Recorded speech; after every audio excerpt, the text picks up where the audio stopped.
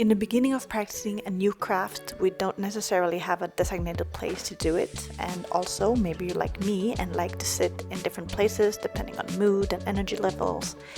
I made a space for myself in the sofa, a relaxing setup. I've learned to start by spraying the watercolors so they become creamier and easier to work with.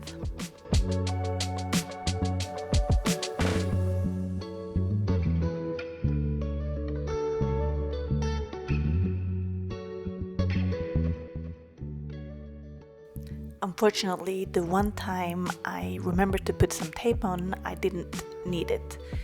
But I was too excited to use this tape I just bought.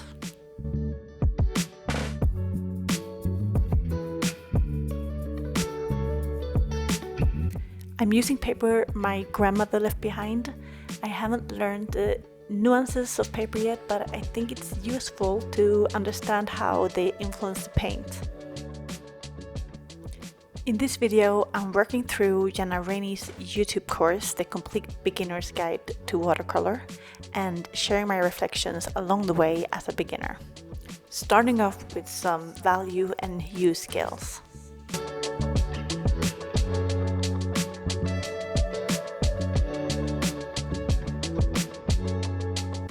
With that value scale, I learned that the more water, the lighter, so no white needed to lighten it up. Continuing with a hue scale to change the color from red to orange.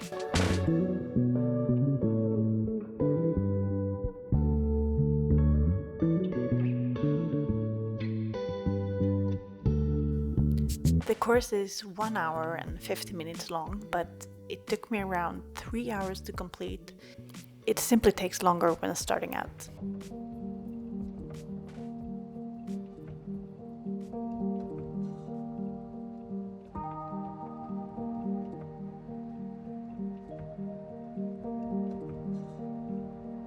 Next up are some wet on wet techniques. I think this approach is so cool, but I find it's tricky to apply in an actual painting.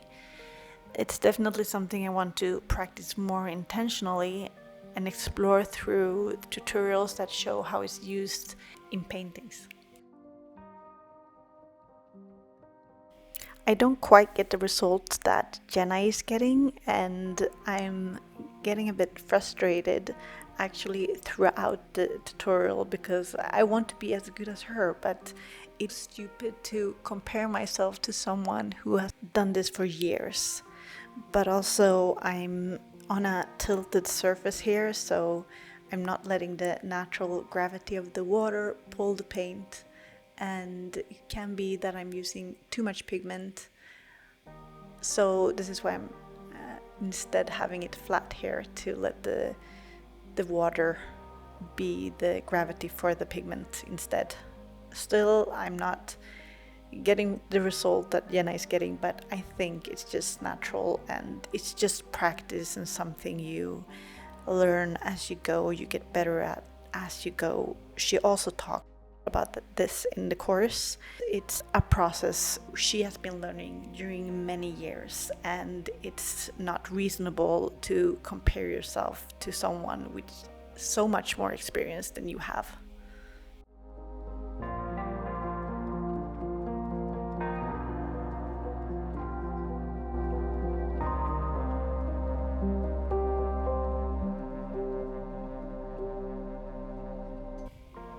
It took me a long time to start painting and drawing regularly because I never thought I was good enough.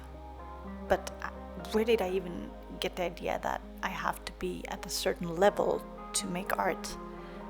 I found that for myself it's so important to let go of that mindset and allow myself to create bad, ugly or messy art, so to not get caught up in any perfectionist behavior that stops me from creating anything at all.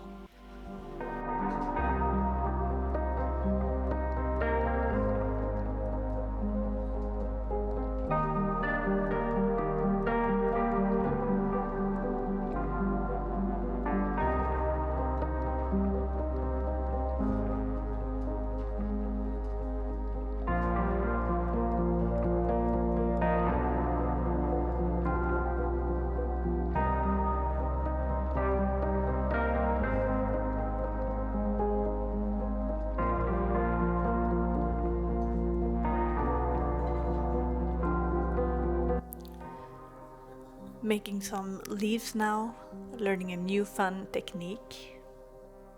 I really encourage anyone interested to do this course because Jenna is a very skilled teacher and I'm learning a lot in a short time.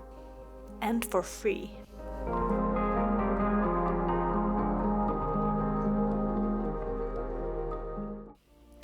Another thing I've been thinking about while painting is that I might not always even enjoy the process. Like I mentioned earlier, I felt frustrated several times throughout this course, mixed in with moments of joy and contentment. And so maybe painting can be a way to not only get better at painting, but also at being with feelings as they come and go.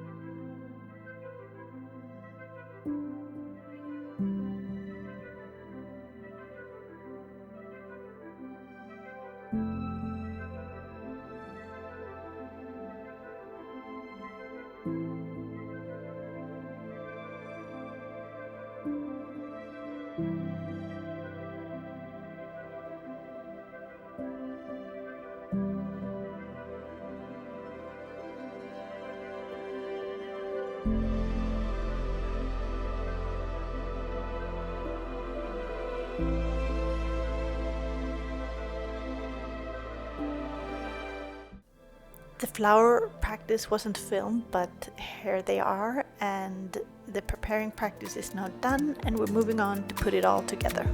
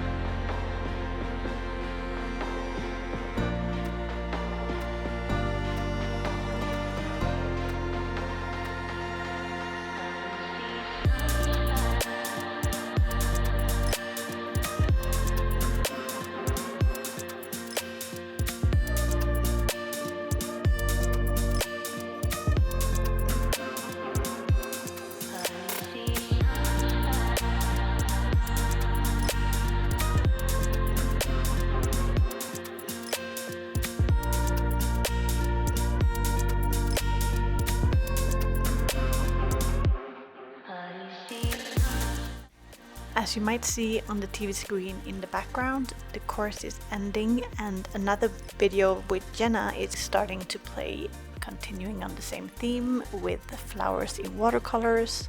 So I'm continuing a little bit on my own, but inspired by both videos. I will link them in the description.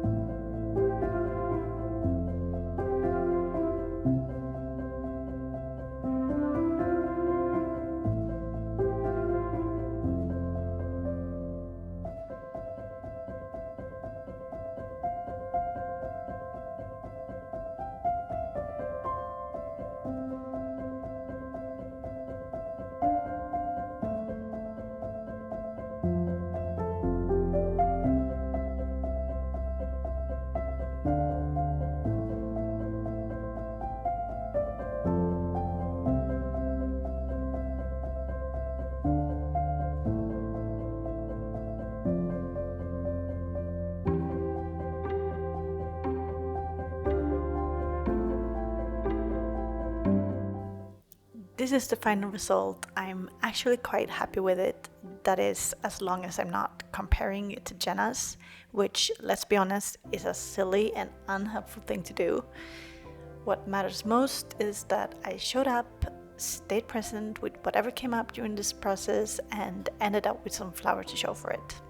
If you enjoyed this, feel free to like and subscribe for more content from a beginner's perspective. Remember, there's no talent required to do art. It doesn't need to be good, and we don't even need to enjoy the process all the time.